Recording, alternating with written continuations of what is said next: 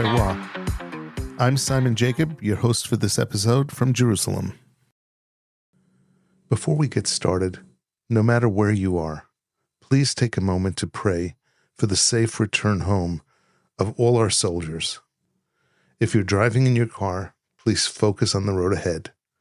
If you're relaxing at home, please open a delicious bottle of kosher wine and pour a glass, sit back, and relax.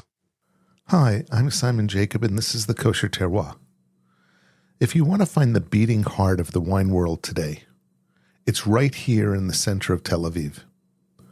We are live at KFWE, the Kosher Food and Wine Experience in Tel Aviv.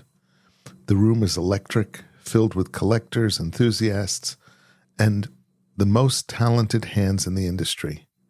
But amidst the celebration, there is a conversation happening, a challenge to the old guard to explore some old, entrenched consumer attitudes. I asked, is there a myth about Israel or kosher wine that needs to be laid to rest? To find out, I'm walking the floor to speak with giants of the craft. We're joined by Joseph Herzog from Kedem's Oxnard Winery, along with Nathan Herzog.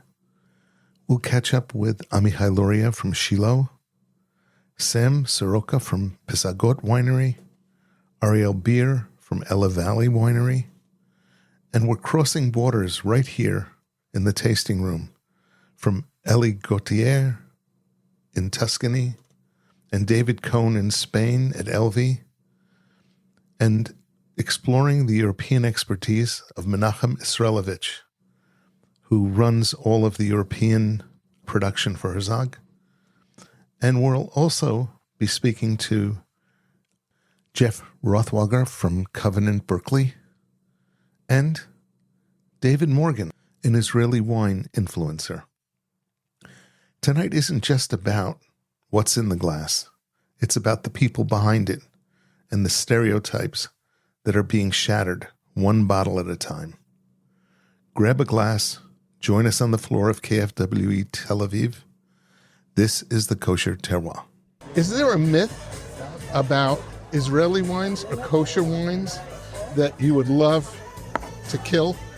Absolutely. Go ahead. The biggest myth is kosher wine is not as good as regular wine. In fact, there's no correlation between the two. Kosher wine, in fact, if they're good wines, are better than non-kosher wines. It all depends on, it's not a matter of being kosher or not. That does nothing to the taste. It depends on where the grapes are coming from. It depends on the vintner, how he's making the wine, the process. It's just as good or better. I have a question. What are you serving here that will blow that myth away? And what should I be tasting in it? So I'm going to actually, I'm generally a big, red, oaky type of wine, okay? Yes, yep. But I'm going to actually recommend a white. I would love it. And not for me. Okay. My partner, Jeff Morgan, would be proud of me. I'm going to serve you the Chardonnay Laban. Love it. And this is a white that's treated like a red. Amen. It is. It's so full. And very interesting thing about this is the vineyard for this is in Napa. It's in Sonoma at a mountain called Mount Scopus. Cool. Wow. Awesome. Rich. 100%. It's very rich. It absolutely goes. Yeah. It surrounds my mouth. So this is the Lavan. This is the Chardonnay Lavan. This is the 23. Great. Thank you. Enjoy. Thank you, Jeff. The question I have is there a myth about Israeli or kosher wines that you would love to just absolutely kill? Well, obviously, you're recording it? Yeah, I'm recording. So obviously, the biggest myth is the old stereotype that we're all still fighting. Yeah. Which is the sweet wine, the Menashevitz wine, the syrupy, the kosher traditional wine. That is obviously the first thing that we have to overcome. Then comes the myth or the argument or the debate, let's say, of Mevushal and what Mevushal does. And I think if we could really, what we have seen in studies that we've done at UC Davis, to speak about Mevushal of what it does, rather than if it's boiling or not boiling, which boiling is you're speaking about hundreds of years ago. But today, the real conversation of Mevushal, I think, would be fair if our debate of Mevushal would be aging it forward or not. Meaning, if you would tell me, yeah, this wine is Mevushal and therefore it tastes like the wine is already aged for 5 years or 6 years or 10 years, I think that would be a great conversation to be had about Mevushal and non-Mevushal. Okay. Rather than about that Mevushal, if it's once Mevushal, it can be a good wine. I think it's either it doesn't change, or we can make the argument that it softens it up, means it pushes ahead, it gets to the aging process faster. It makes it more approachable. Advanced, so that means it advances it by 5 years. Right. So that's the fight. That's the argument that they had with Michel Rolland. Right. That all of his concepts and what have you would take a wine too far, and they would never last. But my experience with your wines has been unbelievable. Exactly, and I can tell you that I just opened the bottle. Yeah. We had dinner last week Thursday. My uncle David, Mori, my cousin, the winemaker, and we opened the bottle of 98 Chalk Hill. So that one is a Mevushal wine, and the wine was immaculate. The wine did not show any hints of anything. It was young, it was fresh, the color, the flavor, the mouth profile, it was fantastic. So there you have a wine that is 26 years old? Yep. That was perfect, and it was Mevushal. And it was Mevushal, I would say, not as advanced as what Mevushal is today. So really, the big thing I think we're past the kosher, non-kosher, and wherever it's easy to show where kosher wine has come. I think the real conversation would be a Mevushal in terms of what Mevushal does, and accepting it and looking at it as advancing the age or making it more soft, more approachable at a younger age. Thank you. Moti, it's a pleasure. Always. No, but that was fantastic. So two things. You know what else? I have one other question, though, quickly. What do you have? What are you pouring that is an example of that makes you feel like it totally kills that myth? I think if you taste the 21 Lake County, which is already, again, 5 years old, but that wine, even though it's Mevushal, is still not ready to drink because it's such a big wine. So we're going to speak about a region of above Napa, so it has the heat of Napa, then it has another levels of tannin and spice and everything above it, and that wine, I'll call it for nothing else, a monster. Right. And even Mevushal, with being Mevushal, the wine is still not approachable now. Wow. So imagine, and I've actually done those wines side by side. So done. Ask me. So we just released the 23 Lake County non-Mevushal. Yeah, okay. So that is actually one that you could taste side by side, the 23 Mevushal and non-Mevushal, and see that. Cool. You have them here? This is the 21 still, 21 Lake County, but I think you'll see that this is still a baby. Those are the best. This one is fairly new. Yeah. 21 was the first vintage we made it, so we released it in 23, 24. That's the 22. We didn't What? do the 21. He's here. He's here somewhere. He's coming. She's asking about Menachem as well. Yeah, he's here. He's here. Because I know he always comes right before Shavuos. That's his schedule. Thank you. That was Mati Herzog.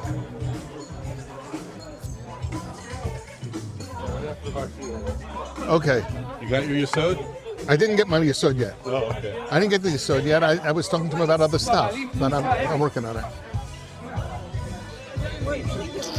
What happened to their generations? Remember, we had a It's bunch here. of those. Oh, It's so here. they're still Yeah, it's there. still making Absolutely, they're there. You know what the generations stand for? all The number of Herzogs that are in the winery. the number of what? Herzogs, the generations of Herzogs. So it was 6, then it became 7, then it was 8. When they had an 8th member come into the family, it was there. That's what it was. It went to 8. And was the first generation started the wine? I don't know. I don't know if it started at 1. Was in Europe. Was So in did Europe. they start the wine? Winery, they made wine in Europe. Yeah. Wow, impressive. That's why. It's you know, Before they I don't think I could trace 8 generations in my family. Baruch Hashem. How are you? I'm great. I'm great. I was just talking to Jay. You know what? Can I ask you a question for my podcast? Okay. So the question is there one myth about kosher or Israeli wines that you would love to absolutely kill? Yes. Go ahead.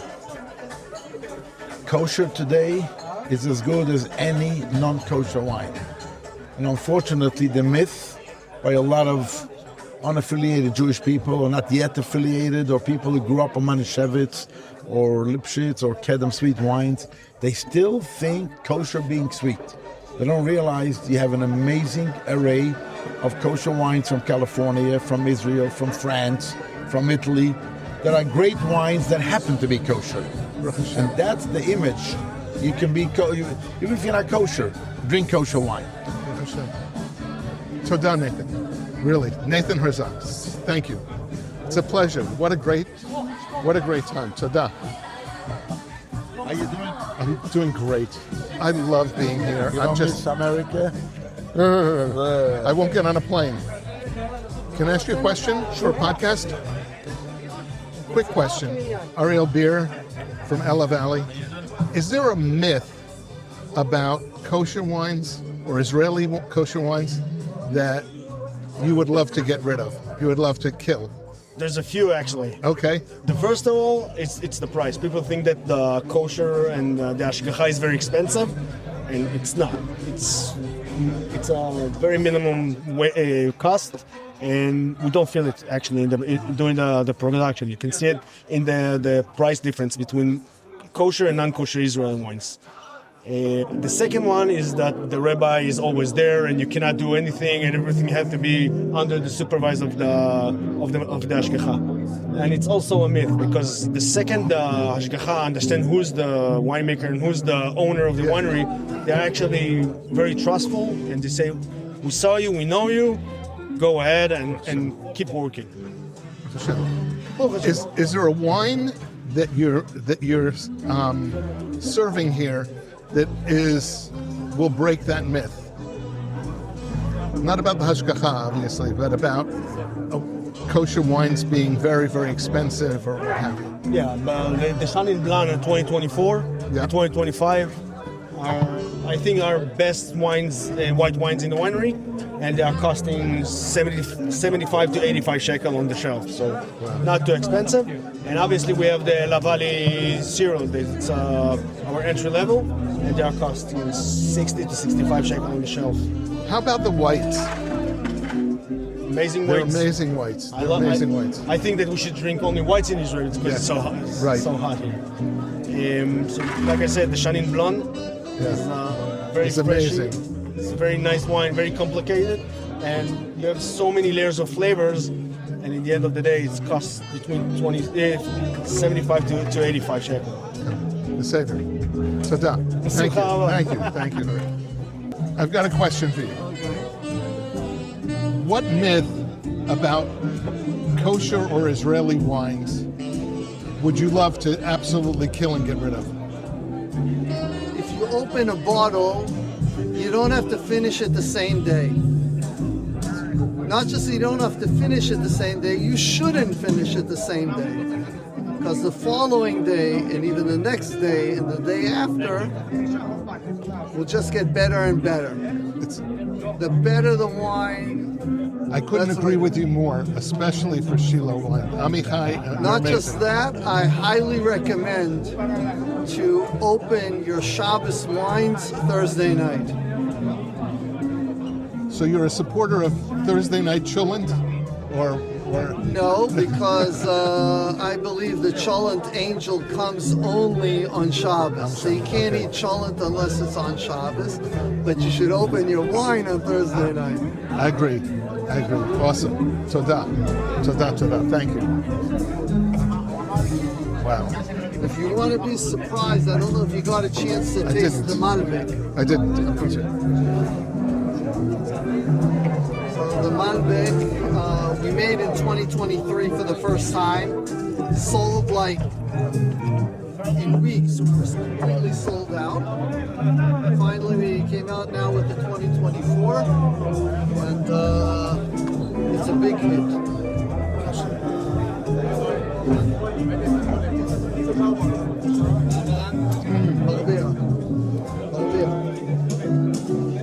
Lovely. It's great. I can imagine. Thank you. That's the Malbec. It's very, very good. Shalom u'bracha menachem. We're waiting over here for you to try the whites. Of course. Come on. Sorry. I'm sorry to interrupt you. How are you? I'm great. How are you? Baruch Hashem. Nice to see you.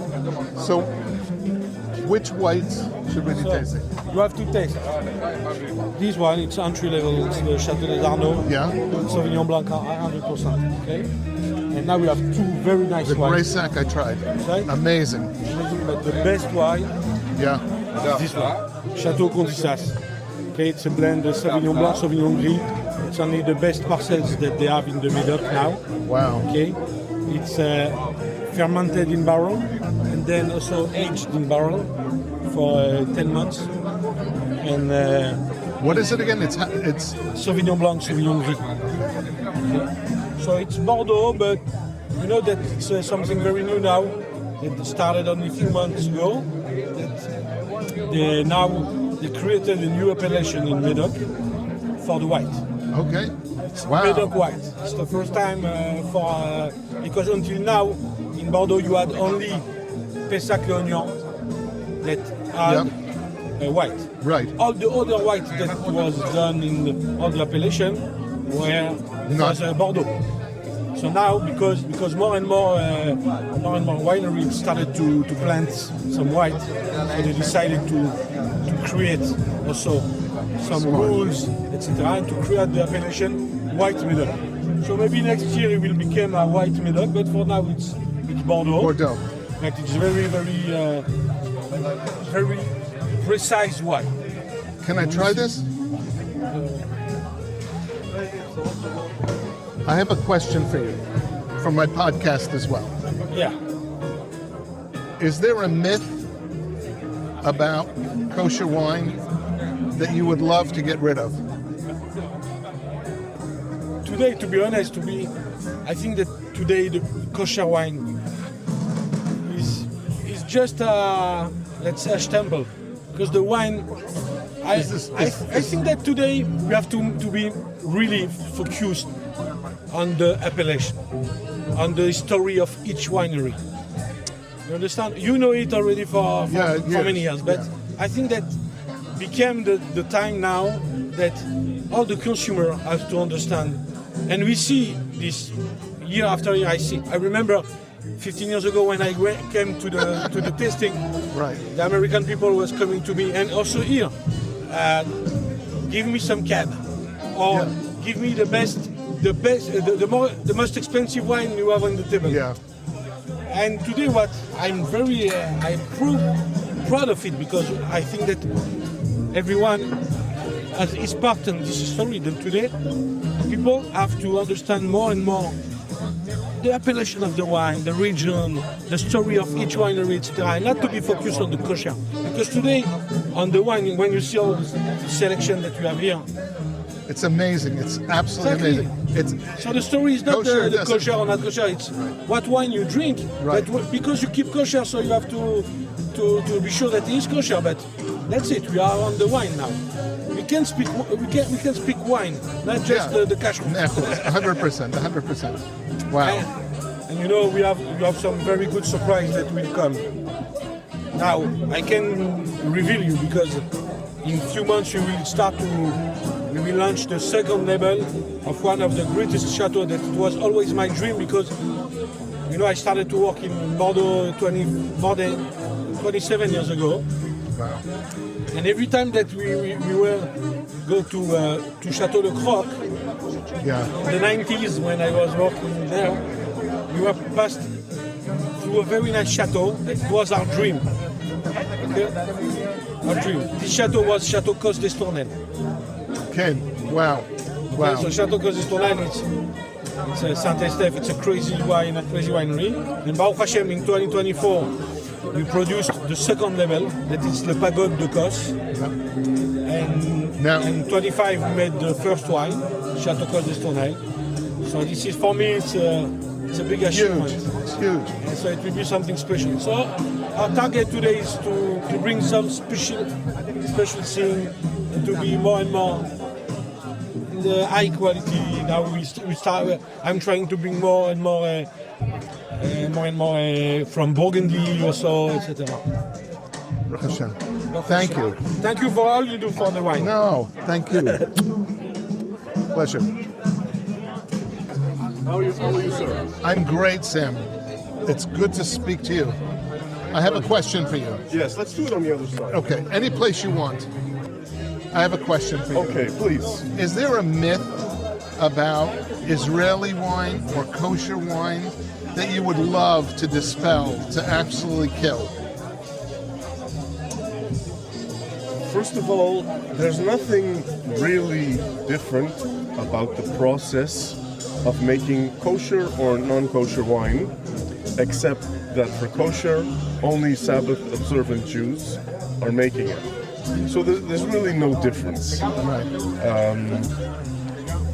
But that's the only one I can really... I will say this. I am not a big fan of Mevushal. Okay. There are some people, myth or not myth, there's nothing wrong with it, In my opinion, wine should not have its temperature raised and lowered, because there's nothing that improves the wine. As a matter of fact, it might even be bad for the wine. Okay. So it does have an effect. If the machinery is really good, like fast pasteurization, in rare cases it can even be good. It could even make the wine better, more aromatic. I've seen that we can keep, that what it does is it ends up kind of freezing the wine in place. So some of the Mevushal wines have a tendency to last actually longer. I don't know that. I've heard that myth. Yeah. The myth might be true. Yeah. In general, I doubt that, but I know that there are producers and serious producers that believe. I don't know if it's freezing, but somehow it can slow the aging process. It can also speed up the aging process. So cool. It depends on the wine. Depends on who's running the show. Of the wines that you've brought here, which really shows off Sagot? I think the peak, a Rhone blend of Petit Syrah and Shiraz is showing fantastic. The 2023 is really, really beautiful. The single vineyard 2023, it's still young, but it needs to be aerated. But it's really a beautiful wine. It's hard to choose my favorite, but we really put a lot of love into everything we do. What about whites? The White Peak is fantastic. Okay. It's really impressive. The first year we did it was 2023, and it's 100% Chardonnay. The 2024 is 40% Viognier, 60% Chardonnay, and I believe it's even better. Better. Cool. Thank you. Really, thank you very much. Cheers. Cheers. Pleasure. L'chaim tovim shalom. Who is this guy? Special one. Shalom bracha. How are you? How are you? Excellent. Good Excellent. to see you. It's really good to see you. Everything good? Baruch Hashem, thanks God. How are you? Great. Thank God. Baruch Hashem. Seder. These are my favorite Rieslings. Yeah? Absolutely. 100%. This one? Ken. What's your name? That's Simon Jacob. Shimon Jacob. And Uriel Danad. Pleasure. How did you get here? I come from Alsace. You come from Alsace? Yeah, from Strasbourg. Okay. And I'm a great lover of the Alsace wine. So that's the reason I'm here to show the treasure of our region in France. And we are very proud of it. And it's a pleasure to know that Israeli people can taste it and love it. It's amazing. It's amazing. You're from the Yekev as well? Yeah. Okay. The Yekev in Alsace? Oh, really? Wow. Dambach Avil. So, you know Menachem? Stadevich? Yeah. Of course. Okay. So he's one of my favorite people. Yeah. I've known him for many, 25 years maybe. If you like wine, I understand. Yeah, I do, and I do. Baruch Hashem. So I didn't know you guys work actually you work in the Yekev. We represent the Yekev. Okay. Yeah. So how do you work for the Yekev? Because we know very well the Yekev. Yeah. Since we are kids, we are drinking my this. brother who is in charge of the kashrus Okay. of the Yekev. Of the Yekev. Strasbourg. Very cool. Very cool. We are from Strasbourg, from the Alsace. Since I born in my bottles, it used to have some Riesling instead of the milk. It's one of my favorite. It's one of my favorite varietals is Riesling, and Koenig is like fantastic. It's the specialty. I have bottles from 2015 and 2013, 2015. Amazing. It's amazing. Amazing. Enjoy. Toda. Shalom u'bracha. I want to ask you a question.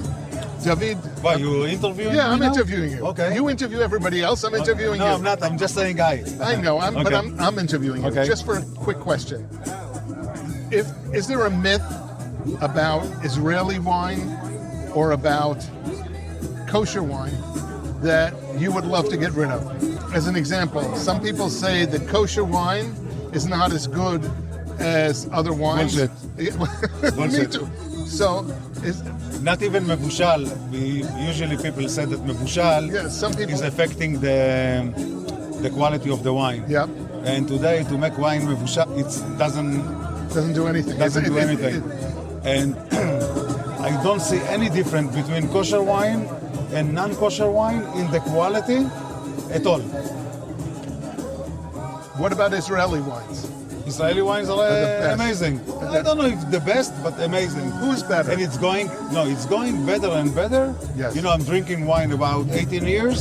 I can say that in the past 4 to 5 years, the quality of Israeli wine getting much better in the making, in the pre-bashel, in the... Okay. Before the fermentation. Yes. And lower alcohol. Yep. Some of the wineries lower aging in a barrel, and it's amazing. Who's your favorite winemaker in Israel? Gvaot. Who? Gvaot. Gvaot. Yes, Okay. Professor Shibi. Shibi is amazing. And Eliav Miller. I love them both. For me, it's I can name top 5, if you don't mind. I would love it. Not in the order, okay? No. Gvaot. Yeah. Har Odem. Harodem. Okay. Agur. Agur as well. Woo. Tzora. Tzora, obviously. And Dremia. Crimea. So I would add above some of them, Yaakov Oria.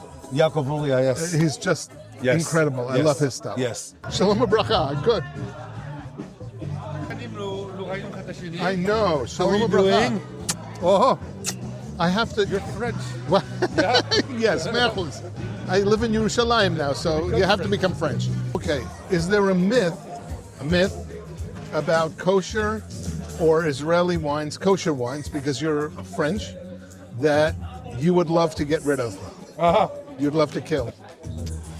You don't need a rabbi to bless the wines. I'm not blessing anything. I'm just a Jewish guy making the wine with my hands. That's it.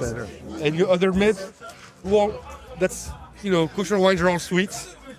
Also, obviously, hopefully a dying myth, but some people still ask me.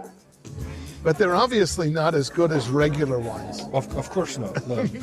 they're not as good. They're much better. Me'achuz. We're very blessed to have such incredible wines. Yeah. When's the best time to come and visit you? In the month of June. In the month of June? In the month of June, it's not so hot yet. Okay. There's not so many tourists. Yeah. The days are very This long. is Elie Gauthier. Yeah, and from Tuscany. From Tuscany, and he runs an Airbnb, and it's kind of like an Airbnb, yeah. But he also is a gourmet chef, and so is his wife. So it's an incredible place to go and visit. Yeah, we have lunch is dairy, dinner is meaty. We have a few kitchens, and June is great. August gets very, very busy and very hot. So if you manage to come a little bit earlier in the season, it's better. So early June? Yeah, okay. June, whenever's good. Okay, good. Because I'm looking forward. Mr. Cohn. Oh! How are you? You thought I was just there with your friend. I know. Mojo's. Yeah, at Mojo's. The food was okay? Food was. I just had a pizza there fast, but it was very good. I have a crazy question to ask you for a podcast. Okay. Is there a myth? You know what a myth is? Yes. Yeah. Myth about kosher wine that you would love to kill. A myth about kosher wine that I would love to kill. Yes. Yes, it's interesting because I don't know if it, at least in Spain, I don't know if you hear that much, but you heard a myth, not necessarily a kosher wine. This was a myth. This was what my parents started 25 years ago to make wine, because wine, the myth was kosher wine can be good. Then it was carried until Mevushal wines can be good, and now there's some amazing Mevushal options. Yeah. We're expanding in our higher-end Mevushal portfolio, but that's what our parents started, because in Spain, not that big of a religious community. Yeah. People said like, oh, I got my kosher wine for Kiddush and my good wine to drink, the non-kosher. But now, at least what I'm hearing a lot, especially now that my mom and my sister's a winemaker. I know your sister. I know the siblings. Exactly, the siblings. That's great. So my sister's a winemaker, and there's a lot of people that first thing to ask is say, oh, but can women be in a winery? It's made kosher wine. Women shouldn't, or they're not able to be there, or they're not. And we find that more than you would imagine. Whereas there's like other great women winemakers in kosher wine world. Every time more and more. It was not that popular maybe a couple years ago. There's a wave now, and that is something that I find all the time. And I don't know why people say that, but that's that kind of a myth of like, oh, only men can do, because mainly is mashgichim men in general, rabbis around. It's been, in general, kosher wine is grown in quality, but I feel it's been very male-centered, and a lot of times, like, oh, I come to the wine tasting, but my wife stays at home. But I feel like more and more, and if you ask me personally, I think women have a better sense of smell, or better taste. They can feel the nuances of things more than that. Easy thing is bring a pregnant woman a glass of wine to smell, and she will find all the smells perfectly, everything there. It's like a superpower they have. I know. I find that too. And but yeah, I found it a lot. Like, oh, your sister's a winemaker, but how can she do it if she can? No, it's not that made of a... Right. Your mom and your sister, they're both amazing. Yeah. So how is Siblings doing? Honestly, we're very, very happy. It's something we tried just because more in America, everyone's saying, oh, do courses for Mevushal, for restaurants, for simchot, stuff like that. That was never going to happen. And when my sister, we decided to make the Siblings. First year we made it, we just got 92 by Decanter for being a new wine out of nowhere. Very, very proud. And it's also our highest Mevushal wine that up to now was something, a job to be done for us, something we had to address to be like, make a higher end Mevushal wine. And we're very happy with the result. And the idea Siblings expands as a line of when this kind of wine's more, also less wine that's less serious in a sense. Cosmo Sora has every year 26 you have to open it 2 hours before. This is like open, enjoy, drink, just a newer, fresher style of winemaking, which my sister's trying to bring and doing that. That's the idea that we're trying to do. I love it. I absolutely love it. Thank you. Same thing as podcasts like yours bring the knowledge of wine to people the easier way. So which is you think Siblings is the best one to represent that? Or what's the best one that you're pouring here tonight? From our wines? Yes. In this kind of fresher, new style of winemaking, lo retzini, just enjoying. Yes, 100%. Okay. And it's we've built on the legacy of our parents, of course, but there's some other wines that are, and when we're talking top tier, of course, if you ask me, not to get totally opposite from fancy, you go on the Vignancina red or I start Vignancina white or rosé, and for that price, 40 shekel on the shelf. That's crazy. It's my go-to wine for the beach, the pool. Okay. I just want to try it. So sibling is 80% Grenache, 20% Carignan, like 8 months in oak, more or less. It's so delicious. It's so light. It's just so fresh. It's just great. The idea is a wine, then you can. There's some wines that are amazing, but after a couple glasses, you're like, okay, it's tired. It was good. Okay, goodbye. This you can just enjoy a conversation, just be there as part of the experience of sharing the bottle. Which at the end of the day, it's all about that. Who do you want to share the bottle with, and living those moments. So what's the cost? What's the cost of sibling? Sorry. What's the price? The price. So I'm sorry, in shekels I don't know that much, but I know in dollars, for example. Yes, it's in like dollars. if Clos Masora now is 85, 90 on the shelf, dollars, this one would be low 50s. Okay. More or less. So if you translate that here, Clos Masora is like what, 300, 150 shekels? So let's go there. 40% less, more. That's the idea. You get it. It's delicious. Thank you so much. And I think about you and your sister when I'm drinking it. I'm serious. That's the idea. See, there on the label there's us flying in the vineyard around the, really? the vineyard. I didn't even notice that. This is me. So if you look here on the top, on the bottle, it's us. It's me with a suitcase. I'm the one who travels, and she has a bunch of grapes in her hand and flying all over our vineyard. I love it. I love it.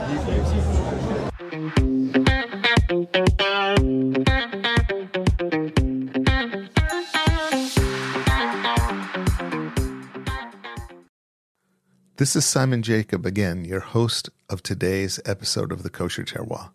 Please subscribe via your podcast provider to be informed of our new episodes as they are released. If you're new to the Kosher Terroir, please check out our many past episodes.